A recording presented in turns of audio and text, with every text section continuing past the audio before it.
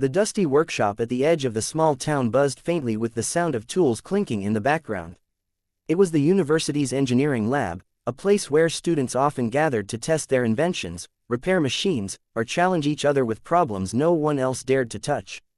Today, however, the room was unusually silent, all eyes fixed on a single contraption that stood in the center of the lab, a monstrous engine, twisted with pipes and wires, with gears that didn't seem to match any known design. Some whispered that it was built as a puzzle by Professor Crane, the most brilliant yet intimidating engineering mind in the region. An impossible engine, Crane had declared to his students, smirking as they tried to decipher its secrets. It was designed never to work. It is a test of ingenuity, patience, and humility.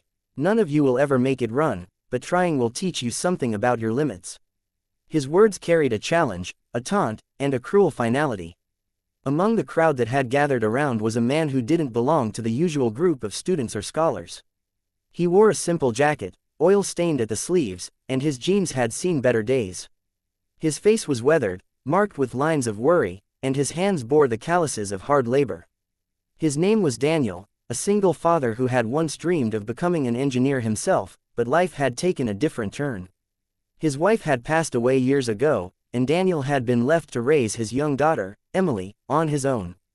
To pay the bills, he worked as a mechanic in a small garage, fixing broken cars for anyone who could barely afford repairs.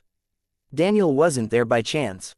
Emily, now 12, had been invited on a school trip to the university's open workshop day, and Daniel had come along. He never missed a chance to support her, no matter how exhausted he was after long hours of work. As they wandered through the lab, Emily tugged his sleeve and pointed toward the crowd surrounding Professor Crane. "Daddy, look, they're all trying to fix that engine. Do you think you could fix it too?" she asked with innocent excitement. Daniel chuckled softly. "That looks more complicated than the cars I fix at the shop. That's university-level stuff, pumpkin." But before he could move on, Professor Crane's sharp eyes locked onto him. There was something in Crane's gaze, pride mixed with disdain, that always sought out easy prey. "You there," Crane called, his voice carrying across the room. "You've been staring at my engine. Care to take a try?" Daniel raised his hands defensively. "Oh, no, sir. I'm not a student. I just came here with my daughter." Crane's lips curled into a smirk. "Precisely. You're not a student, not a scholar, not an engineer. Just what? A grease monkey, a mechanic who fiddles with cars. That makes it all the more amusing. Why don't you show us how your skills measure up against real engineering?" The students chuckled nervously, some shaking their heads, others whispering. Emily squeezed her father's hand, her eyes wide. Daniel hesitated, feeling the sting of humiliation rise in his chest. He had endured insults before, but something about the way Crane said it, loudly, in front of Emily, cut deeper.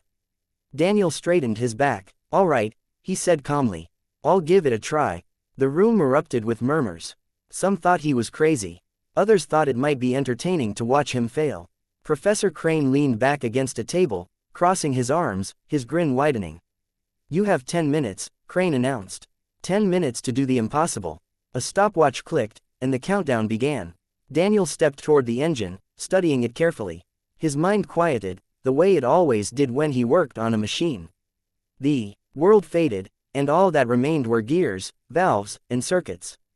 He placed his hands on the cold metal, tracing the misaligned pipes, the mismatched gears, and the tangle of wiring. At first glance, it looked like nonsense, a machine cobbled together to mock anyone who tried to understand it. But Daniel's mechanic's eye saw something different. "It's not impossible," he muttered to himself. "It's just wrong on purpose." He noticed a gear that didn't belong. It spun freely but didn't connect with the others. A pipe looped back into itself, creating a pressure lock.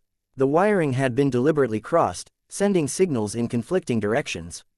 It was like a riddle where every piece was placed incorrectly, but still usable. The first minute ticked by. Daniel loosened the gear and slid it into a different slot. The students gasped. "That won't fit," one exclaimed, but as Daniel nudged it into place, the gear clicked perfectly with the others.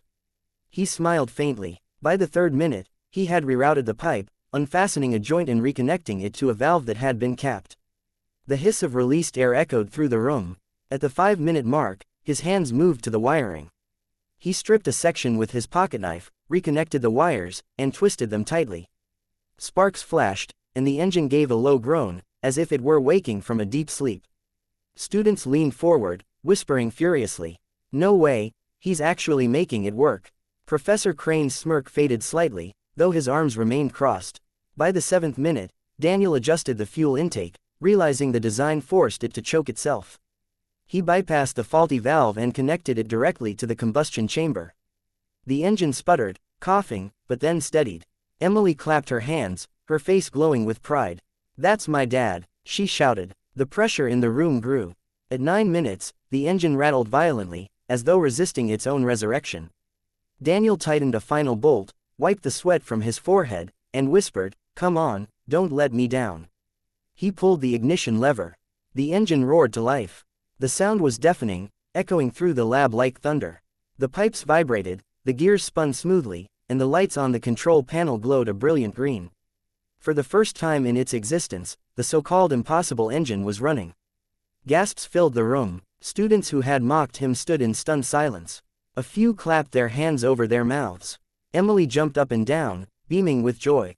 Professor Crane's face darkened, his jaw tightening as he watched the impossible become reality before his very eyes. Daniel stepped back, his chest heaving from the rush of adrenaline. He didn't bask in the applause that followed. He simply knelt down to Emily's level and whispered, "Told you I could fix it." But the room wasn't finished with him. A student asked, How did you even know what to do?" Daniel shrugged. "Engines are like people. You listen to what's wrong, you figure out what's been broken on purpose, and you treat it right. Everything has a way it wants to work. You just have to let it." The applause grew louder, echoing across the workshop. For a moment, Daniel felt a weight lift off his shoulders. He wasn't just a mechanic or a single dad trying to make ends meet. He was someone who could still dream, someone his daughter could look up to. Professor Crane stepped forward, his expression hard to read. "You got lucky," he snapped. "This doesn't prove anything. It doesn't make you an engineer." Daniel looked at him calmly. "Maybe not, but it proves that even so-called impossible problems aren't always what they seem." Crane's lips tightened, but he said no more. He turned sharply and stormed out of the lab, leaving behind a room filled with awestruck students. Emily hugged her father tightly. "You're the best, Daddy," she whispered. Daniel held her close, his eyes stinging with quiet pride. He didn't need a degree or a professor's approval. He only needed this moment, his daughter's faith in him, and the knowledge that he had shown her what was possible when you never stop trying. Outside the lab, the autumn sun dipped lower in the sky, casting golden light through the windows. Daniel and Emily walked out hand in hand, leaving behind the impossible engine that now hummed steadily, a testament to determination, love, and the quiet brilliance of a man who never gave up. The story spread across the campus like wildfire. By the next day, students were still talking about the mechanic who had done what none of them could. Some began visiting his small garage in town, eager to learn from the man with the magic touch for machines. Daniel never boasted about what happened. To him, it wasn't about proving himself to anyone else. It was about showing his daughter that no challenge, no matter how impossible it seemed, could withstand patience, courage, and heart. 10 minutes. That was all it took for everyone to be shocked. But for Daniel, it was a lifetime of experience, struggle, and love for his daughter that had prepared him for that single moment. And sometimes, a single moment is enough to change everything.